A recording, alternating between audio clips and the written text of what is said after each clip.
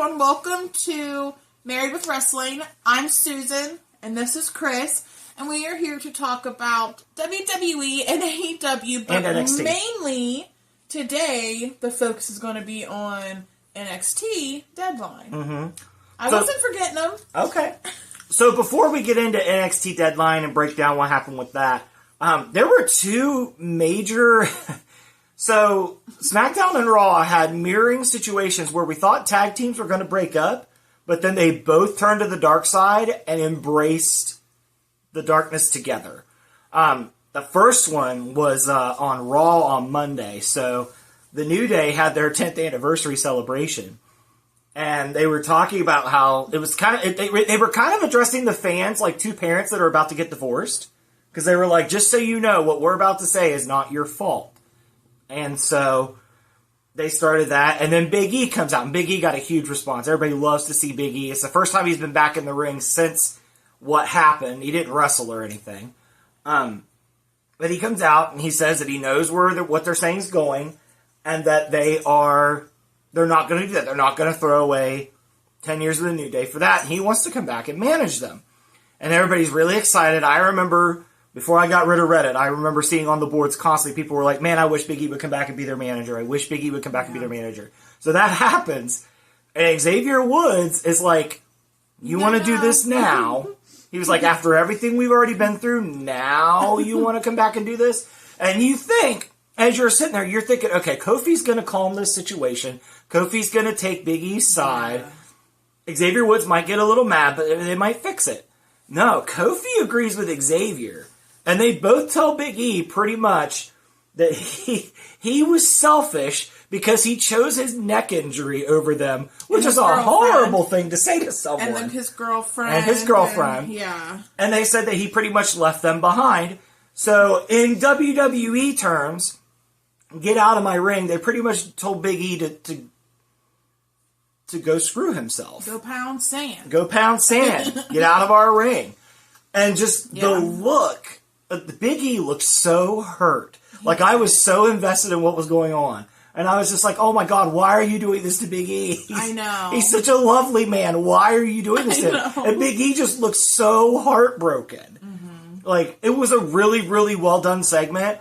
And going into next week, there's already a lot of heat on Kofi and Woods. So it definitely accomplished its goal. I have seen so many TikTok videos where people are like crying, fake crying, and they're like, how could Xavier and Kofi be so cruel? I know, to Big E of all people. Big E is the most lovable dude on the planet. Yes. And just like it's a really solid story. Like, I was worried we were treading water a little bit with the New Day. Now we've pushed the foot on the gas. Yeah. And I'm interested to see where this goes, because I thought we were going to end up at Kofi versus Xavier at Mania, but I don't feel like we're going there at all. Yeah. But I'm interested to see what happens. I'd like to see a heel Kofi and Woods capture those tag titles again.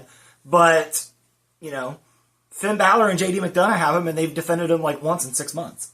Yeah. Which Adam Pearce keeps bringing up, but I'm sorry, WWE. You can't explain the fact that your title's never defended with a story. Yeah. Like, you've got to have them do something. Like, Finn and JD McDonough almost feel like background characters now because they've pushed Liv, Dom, and Raquel so much to the front. The rest of the Judgment Day feels like afterthoughts. I'm not getting my fill of Carlito, which is not good. I need Carlito out there looking like he's kind of lost, but kind of blending in. I need that in my life. So that's what went on Raw. On the SmackDown side, the Street Profits were supposed to fight Motor City Machine Guns. Which, let me just say, I haven't seen a lot of Motor City Machine Guns before this. I've heard of them. I know about them. Yeah. They're really fun. Yeah. I really enjoy their matches. I can see why they were brought over and had a rocket stuffed up their butt. But that being said, the Street Profits were supposed to fight them. The Street Profits were attacked. And you and I both were like, here comes NXT Ciampa. Even on commentary, Michael Cole's like, we've seen this before in NXT. And I'm like, oh, I know Michael Cole. Yeah. I love this era of NXT. Yeah. You're preaching to the choir here. So, Johnny Gargano is not wanting to be brutal with the Motor City Machine Guns because they told the story about how they go back a ways. They're friends. Like, Alex Shelley pretty much trained Johnny Gargano. And so they're doing the match, and Gargano and Ciampa are fighting. And the whole time you're thinking, Ciampa's just going to have enough, and he's just going to clock Gargano, and we're going to go back to NXT from years ago with that rivalry. That's not what happens. What happens is Gargano goes in and low blows, I think it's Alex Shelley that he low blowed while the ref was distracted with Ciampa, and Gargano just looks and at Ciampa and just this big smile on his face. He's like, well, I guess that worked. Like, just... I know, he had such a big smile on his face. He did. So he tags in Ciampa, and Ciampa comes in. DIY win the tag titles. And Tommaso Ciampa's very happy because he's gotten his way. And Johnny Gargano is very obnoxiously happy. So I looked at you and I said, oh my God, we're getting bald son of a bitch Ciampa and shithead Gargano at the same time on the main roster. Yeah. I am so on board for this ride. I am so on board for this ride. And letting them show these personalities is going to get them more over with the crowd. Yeah. DIY, I think, fall into kind of a rut to where they're really good in the ring, but for a lot of fans, they don't really bring much extra. This is an opportunity for them to do that. Yes. We know what they can do because we watch DIY in NXT. But now, if we can bring that to the main roster, DIY is going to be fine. Yeah. So those, I feel like, were the two major things that happened in WWE this week. We did find out that out of the War Games match, there were injuries to Bronson Reed, Jimmy Uso, and Tonga Loa. And I hate to say this, no disrespect to those guys, but like I was telling you, in this Bloodline story, if there's people that's going to get hurt, Tonga Loa and Jimmy Uso, you don't really need them to be in the ring for them to tell their story. Yeah. So I think Jimmy's got enough personality to come through without needing to be in the ring. Yeah. Both the Usos just swim in personality. They both do. Yeah. But those were the major things that went down on WWE this week. But they were definitely groundbreaking. One of them was, the turn of a beloved tag team that's been together for 10 years. And the other was, the hot prospect coming in and finally losing the titles to DIY going off the deep end. So I'm excited for next week. We're heading to Saturday night's main event next Saturday, which should be fun. And then after that, nothing till the Rumble in February. Yeah. So I'm excited for the Rumble. I've got some ideas about that, and we'll talk more about the Rumble as it comes closer. On the AEW side of things, the Continental Classic's back. I didn't think to write it down. I can't remember who all the participants are. But it's once again, like last year, it's a stacked field. You got Okada, Garcia, Ospreay, Kyle Fletcher, Shelton Benjamin, Mark Briscoe. Garcia. No. I already said Garcia. Oh, did you? Mm-hmm. Yeah, because Garcia and Okada tied because that surprised me. Oh, man. I was so focused on you saying his name, I didn't even hear you say his name. Yeah. Juice was supposed to be in it, and he's injured. And that's so sad. Beast Mordos is in it, which is fun. Well, I'm just sad that Juice isn't in it because he is very entertaining to watch. Little Mr. Young Wild Thornberry child in real life. Yeah, I think he was replaced with Commander. Because he replaced Juice. You really like Gravity. Gravity's not with AEW anymore. He's not even with Ring of Honor. They let Gravity go. I know. I've been in mourning for months. It happened months ago? Yeah, it's been a while. Oh my. Yeah. Okay. Yeah. Hologram kind of took over. I think Hologram's hurt. That's a shame because Hologram would have been great in the Continental Classic. Yeah. I wonder if that was the plan for him and that's why they were doing the undefeated streak. Because it kind of felt like the undefeated streak was going nowhere for a little bit. Maybe. I don't know. Oh, no. That'd be cool. I kind of wish they would have brought Ricky Starks back for the tournament, too. I don't know what they're doing with Ricky Starks at this point. I have no idea. But the Continental Classic, if it's anything like last year, it's going to be a banger. Brody and Claudio are in it because they fought in the main event on Dynamite. So I always look forward to the Continental Classic. Well, this is only the second year, but I always look forward to the matches from the Continental Classic. Because to me, it's kind of what AEW does best. There's not much story. It's just dudes in a tournament just wrestling matches. Story comes. Like, they told a pretty good story to Daniel Garcia last year. It took them a year to cash in on it, but they did. So, yeah, I'm excited for that. As far as the Moxley stuff, Moxley was finally taken down a peg this week. Between Orange Cassidy, Darby, and who was the third? Hangman. Because we thought Hangman was going to join Moxley. Yeah. Because that would have been really sick if he would have done that. But I don't think that's the story they're telling at this point. I'm not sure who's going to defeat Moxley. It looks like his next feud is going to be Jay White. I am totally on board for a Jay White-Moxley feud. I think that'll be really fun. I think Jay White's personality will clash with Moxley's really well. I wish that he had the Bang Bang Gang around, though, because, like, Juice would be fun in this scenario, and I really miss the Guns. Yeah. Like, I'd love to see the Guns just, like, try to go after... Like, I'd love to see the Guns just torture Wheeler Yuta. Yeah. I think that would be fun. Yes. If they like the cruise, though, they'll just take him to Senor Frogs and let him get accosted by the bartenders there. Yeah. But yeah, the Civil War stuff's pretty good with AEW, but definitely their front story right now seems to be the Continental Classic, which makes sense. AEW is always going to choose good matches over story. They've shown that they're going to do that. Yeah. We got World's End coming up at the end of the month, so we'll kind of see. We'll get a little more figured out what's going on there. I don't know that any matches have been announced yet. We are going to have the winner of Adam Cole and Kyle O'Reilly face MJF at World's End for his Dynamite Diamond ring. But outside of that, we have nothing announced. But one thing AEW does well is 2 weeks to a show starts, they're going to announce 10 matches. Oh my god, yeah. So the list will just keep going and on and on. And it will.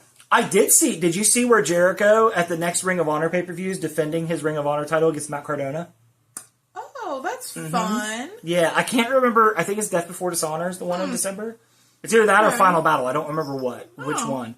But yeah, he's defending against Matt Cardona. Oh, that's fun. Yeah, that'll be cool. It's always fun to see Matt Cardona when he pops up.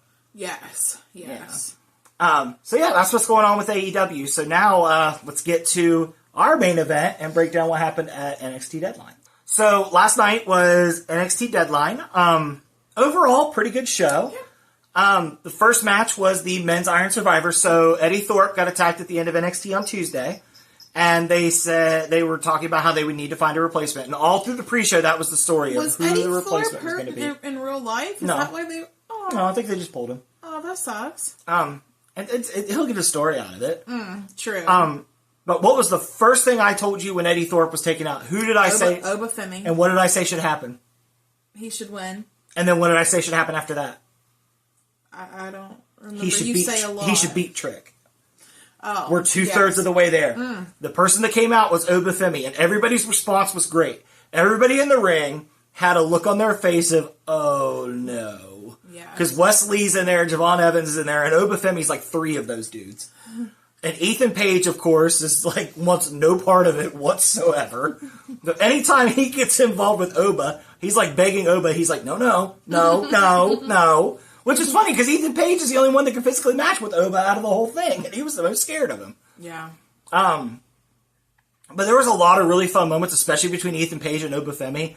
There was one point where Ethan Page pinned Oba, and he was just like mocking him and making fun of him and pointing and laughing at him as Oba goes to the penalty box. And then Ethan Page gets rolled up from behind. So then he has to go in the penalty box with Oba, and he just has this look on his face like a dude on death row. And as soon as he gets into the box, Oba just wastes him. Like, at one point, the box went off, and it was time for Ethan Page to come out, and they showed the overhead camera view, and he's just dead laying on the ground, not even able to come out. Ethan Page is he tried to climb out the top of the box. Like, it was really funny. He's a freaking treasure, man.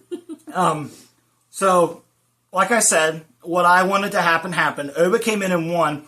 And what it was Ethan Page and Javon Evans had 2 falls apiece. And there was like 5 seconds to go in the match. Oba put down Nathan Frazier and Wes Lee, pinned them both at the same time to go from 1 to 3 to win the Iron Survivor. So that one literally came down. I think when Oba got his 3 count, there was 2 seconds left. Yeah. And Javon Evans hit his finisher, but didn't have time to pin him. So we have something for Javon Evans to build on. Him and Wes Lee are going to continue their feud on Tuesday because they had at it backstage. But Oba's your Iron Survivor, which is what I wanted.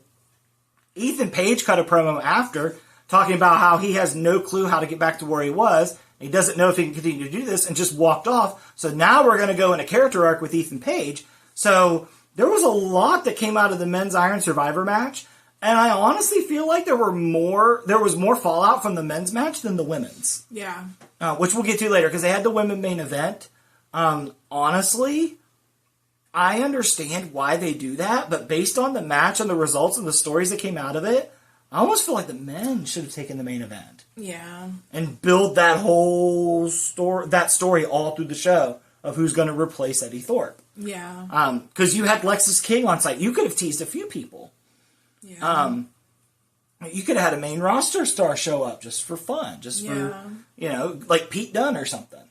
But no, I kind of...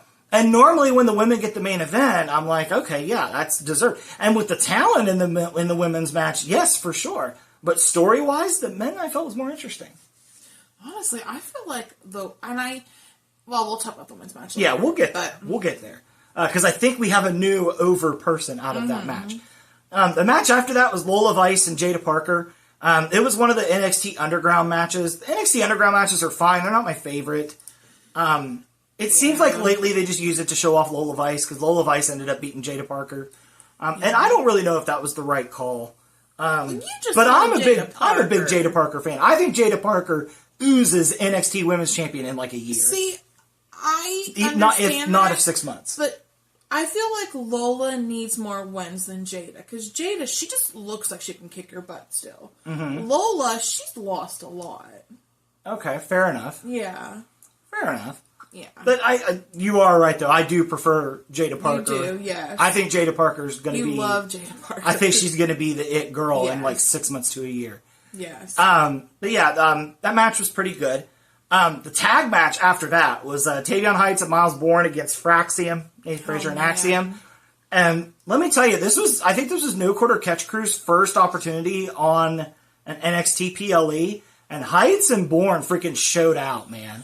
Like, that match was really fun. Sorry. That was the match that surprised me the most, because I thought they were going to win. I thought it was going to be Fraxium's night to lose, especially since poor Nathan Frazier gets to the tag match.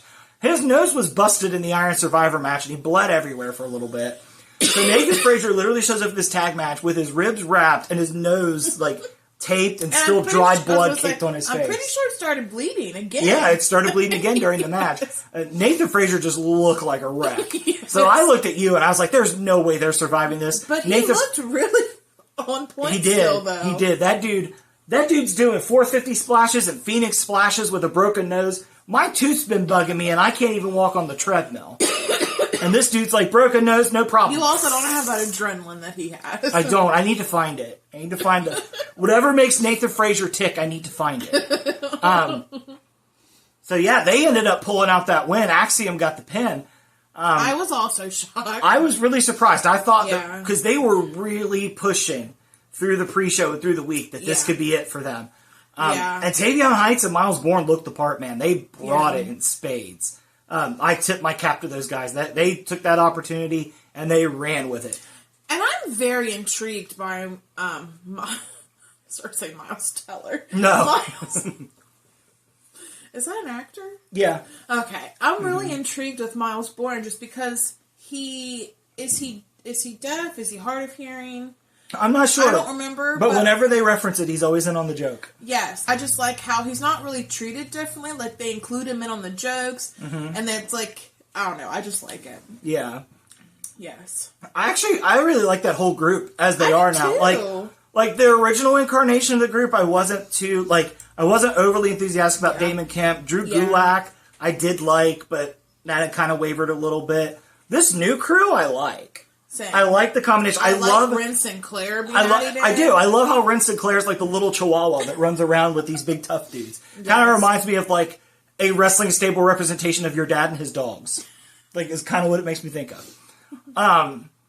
But no, the NQCCs, they've become a really fun group.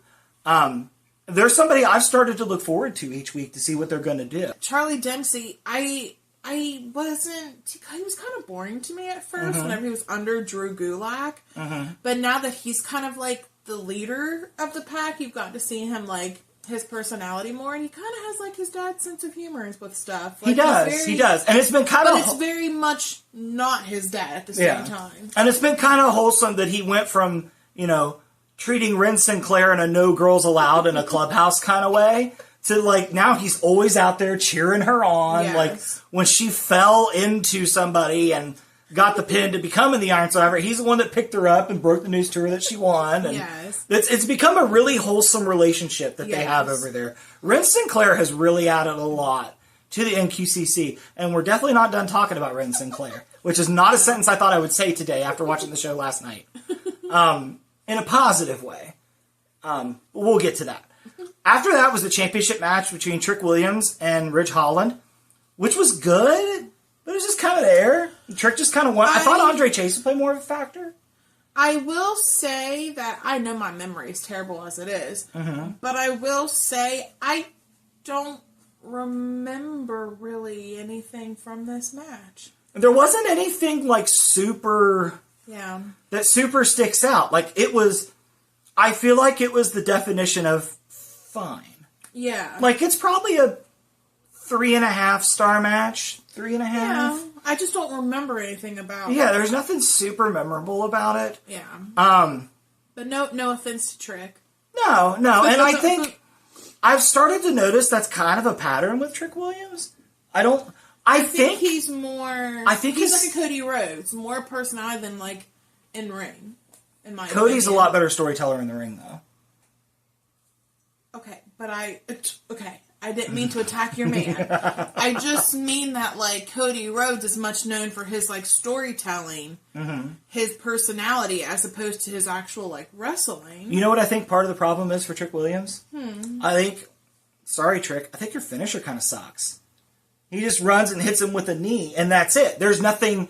You can't build to it. Like, he needs something to build up to it. Like, Sheamus just does the brogue kick, but Sheamus gets you fired up with the hits. He can hit it out of nowhere, and when he does hit it, it looks like it comes out of nowhere. So I don't know. If Trick's going to keep that finisher, I think we need to workshop it a little bit. Yeah. Because it's just...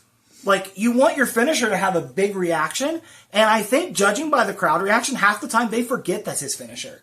Yeah. So he needs something a little more too. defined. Yeah. He needs a better finisher. Yeah. And I think they're going to have to workshop that before he gets to the main roster. Because just the finisher that he has, there's not enough build to get the crowd reaction you want. Like, look at how the crowd reacts when Randy Orton hits an RKO. Or, like I said, when Sheamus hits a brogue kick. Like, the crowd knows it's over. With Trick, we're not there. Yeah. We're not there. But I think he can get there. He's got the build to have a better finisher. And he's got the personality to build it up more. Yeah. So I'd like to see that happen. I think that will help his matches. Yeah. Because it always feels like his matches end abruptly. Agreed, yeah. Yeah. Agreed. So, I thought Ridge Holland did fine. Yeah. I still can't believe Ridge Holland is the one that was chosen to assassinate Chase U, but here we are. Now let's get to the main event. So the women, we had Julia, we had Stephanie Vaquer, we had Zarya, we had Ren Sinclair, and we had Sol Ruca. Now, you and I talked about the story in the men's match being more fitting of a main event. Yeah. The talent displayed in the women's match was fantastic. Do not get me wrong. It was a very well-wrestled match. Yeah. All those women brought... Ren Sinclair impressed the hell out of me. Yeah, she was pulling out, like, the Bryan Danielson moves. And yeah, she was hitting cattle mutilations. Yeah. She was doing, like... They actually used her moveset to tie into the fact of who she's been hanging out with. Yeah. I love when they do that. Yeah. AEW's been doing that with Wheeler Yuta, where Wheeler Yuta is essentially adopting Bryan Danielson's moveset. With an extra bit of salt, because he's the one that last bagged Bryan Danielson and sent him out. Yeah.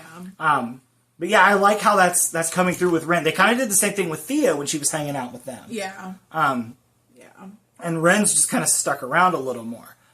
But yeah, and it was a good match. Like, it was interesting because when it got down to like 20 seconds to go, every woman had a fall. Yeah. And what was funny was Ren Sinclair was the last one to get hers. And like I think of every fall, she was pinned for 3 out of 5 of them that had happened. Yeah, she was in that. At one point, she came out of the box, ran in, got immediately rolled up by Stephanie Vaquer and had to go back out. Yes. She sold it beautifully too. She was so mad and just like yelling in the box and like, because it was, and what was nice about that was as it got closer to time, every time Ren would pin somebody, the crowd would get a little louder. And when she finally got her pin, I think she rolled up Sol Ruca, Once she finally got her pin, the crowd was so excited. Like, whenever the ref was counting, you could see the people in the front row standing up and throwing their fists for a Ren Sinclair pin. It was hilarious. Yes. She got a chant. Like, I think she was in the is it a penalty box? Mm-hmm. She was in the penalty box and people were cheering for her. She wasn't even in there yet. And people were cheering for her. It's a minute and a half each time you go in there. So she probably spent 6 minutes of that match in the penalty box. Yeah, and the match is only 25 minutes total. Yeah. So and I think she came out second, so she was out there the whole time. Yeah. Because her and Julia started the match. Yes.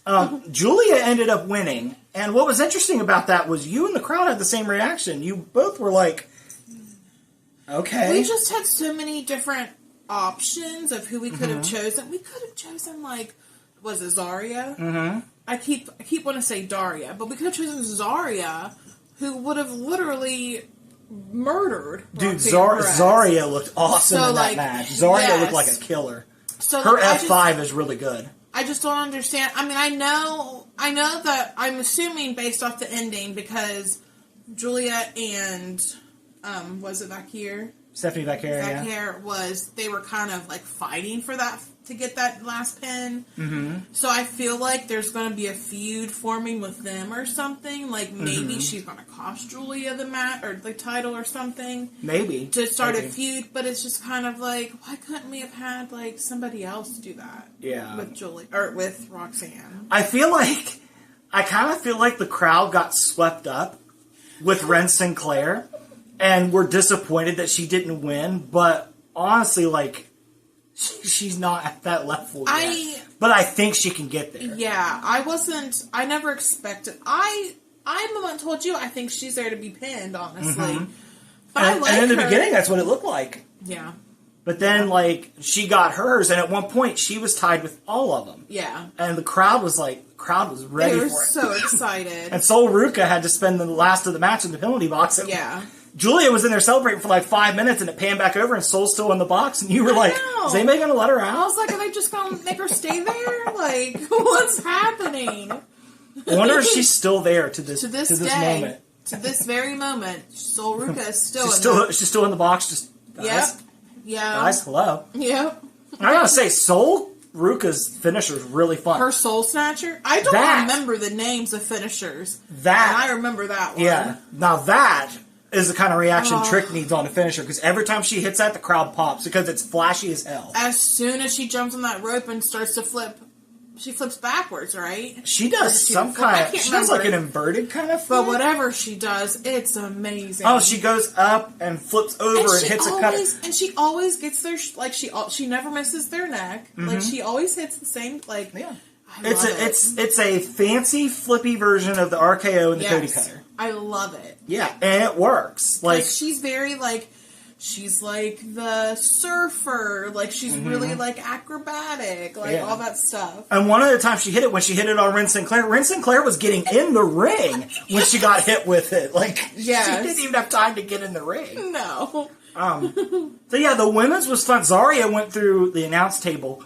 And I don't know that I've ever seen an announce table explode the way this one exploded. Zarya hit it, and just stuff went everywhere. Was it Sol Ruca that slammed her? It was Sol Ruca and Julia together. Okay, yeah. Because they were both trying to do it, and Julia got... she got Sol Ruca's attention. Julia was being left off the ground trying to slam her down. She was. Julia's dangling in the air. Zarya's just hanging on. But no, Julia got her attention. She's like, come on. And then they put her through the table, and that table just... Yes. I love when the tables explode. Yeah, it's so satisfying. Sometimes the tables don't explode for the women. No, sometimes it cracks and folds. A lot of times, there's a lot of video of Mercedes Moné where she just bounces off the table because she's so light. Yes. But no, to me, I think the crowds always chant, "We want tables," and we get annoyed whenever they do it 2 seconds into a match. Yeah. But I understand why, because when the table breaks and it breaks the right way, it's so damn satisfying. Yeah. It's satisfying to just watch that it go. That table looked awesome whenever it did.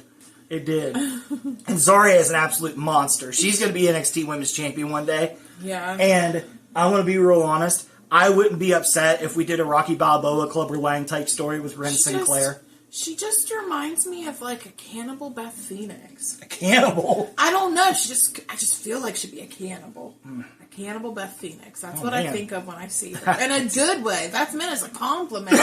Like, she's scary. Yeah, that's interesting. That's interesting. I hadn't thought of cannibal.